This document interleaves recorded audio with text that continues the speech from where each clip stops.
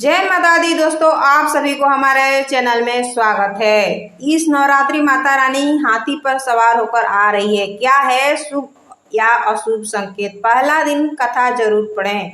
इससे जुड़ी संपूर्ण जानकारी इस वीडियो में है, बिना स्किप किए लास्ट तक देखना। शारदीय नवरात्रि का पर्व हिंदू धर्म में विशेष महत्व रखता है। यह महीना इतना पवित्र माना जाता है कि यदि कोई व्यक्ति शुभ कार्य करना चाहता है तो उसके लिए यह समय अत्यंत उत्तम माना जाता है। शारदीय नवरात्रि पर माता रानी की उपासना करना भी शुभ माना जाता है। इस साल शारदीय नवरात्रि का आरंभ 22 सितंबर से शुरू हो रहा है। खास बात यह है कि इस बार नवरात्रि 9 दिन नहीं बल्कि 10 दिनों तक होगी।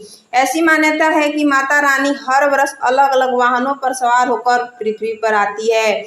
इस बार नवरात्रि में माता रानी हाथी पर सवार होकर आ रही है। शास्त्रों के अनुसार देवी दुर्गा की वाहन का विशेष महत्व होता है, जो हर वर्ष सामाजिक और प्राकृतिक परिस्थितियों को झलक देता है। माना जा रहा है कि देश में अच्छी वर्षा होगी, कृषि क्षेत्र में उन्नति होगी और समृद्धि के योग बनेंगे। आइए जानते हैं कि हाथी वाहन का क्या धार्मिक महत्व और यह नवरात्रि क्यों बना है और भी खास। देवी भागवत पुराण सहित कई ग्रंथों में हाथी को शक्ति, स्थिरता और समृद्धि का प्रतीक माना गया है। जब माँ दुर्गा हाथी पर सवार होकर पृथ्वी पर आती है तो इसे अत्यंत शुभ और लाभकारी, मंगलकारी संकेत माना जाता है।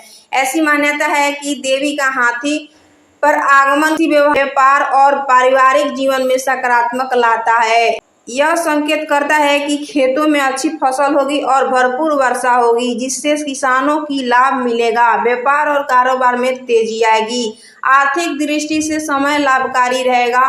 लोगों के जीवन में स्थायित्व और उन्नति आएगी। साथ ही परिवारों में सुख, शांति और आपसी प्रेम का वातावरण बनेगा। विशेष रूप से किसानों के लिए यह वर्ष अत्यंत फलदायी माना जा रहा है, क्योंकि हाथी पर आगमन कृषि कार्य और प्राकृतिक संतुलन को शुभ संकेत माना गया है।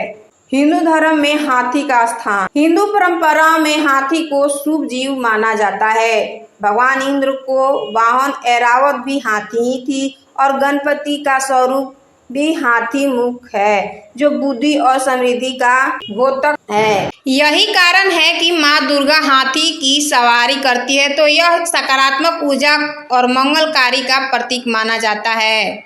माँ दुर्गा का प्रस्थान। इस बार माता रानी का प्रस्थान मनुष्य के कंधे पर होगा और यह गुरुवार 2 अक्टूबर की होगा। मान्यता है कि इस प्रकार के प्रस्थान भी बेहद शुभ होता है। यह संकेत देता है कि समाज में शांति का वातावरण रहेगा, व्यापार में प्रगति होगी और पड़ोसी देशों के साथ संबंध में सुधार होगा। माँ शैलपुत्री की व्रत कथा। नवरात्रि के पहले दिन जिस देवी की पूजा की जाती है वो है माँ शैलपुत्री। उनकी कथा बहुत ही महत्वपूर्ण और प्रेरणादायक है।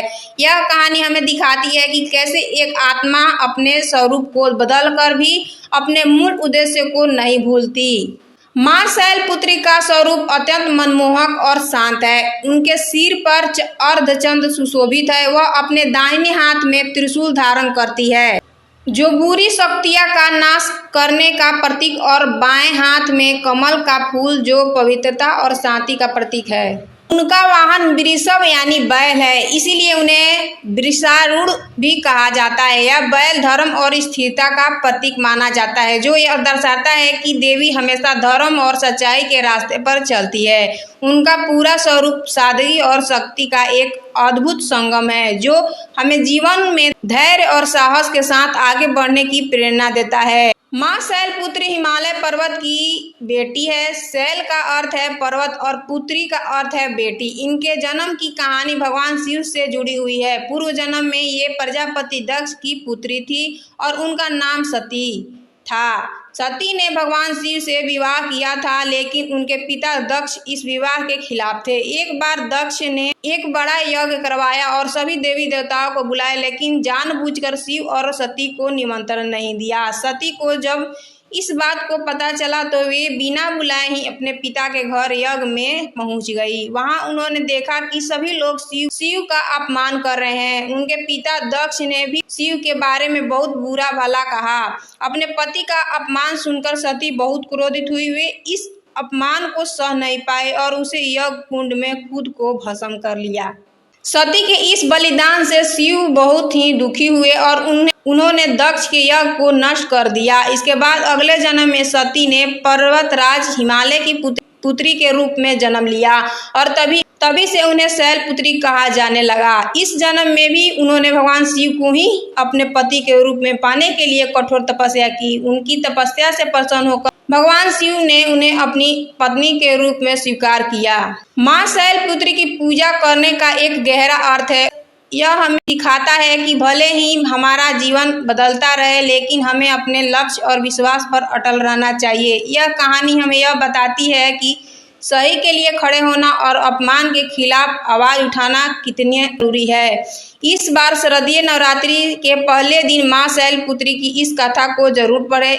इससे आपका व्रत भी पूरा हो जाएगा, साथ ही माता रानी की कृपा भी आपके ऊपर बनी रहेगी। आप इस कथा को सुबह और शाम दोनों समय कर सकते हैं। शारदीय नवरात्रि के दौरान क्या दान करना चाहिए? शारदीय नवरात्रि के दौरान गेहूं, चावल, जौ का दान करना सबसे ज्यादा शुभ माना जाता है। अगर आपको हमारा वीडियो अच्छा लगे तो चैनल को लाइक, सब्सक्राइब, दोस्तों को शेयर कर देना। धन्यवाद। राधे राधे।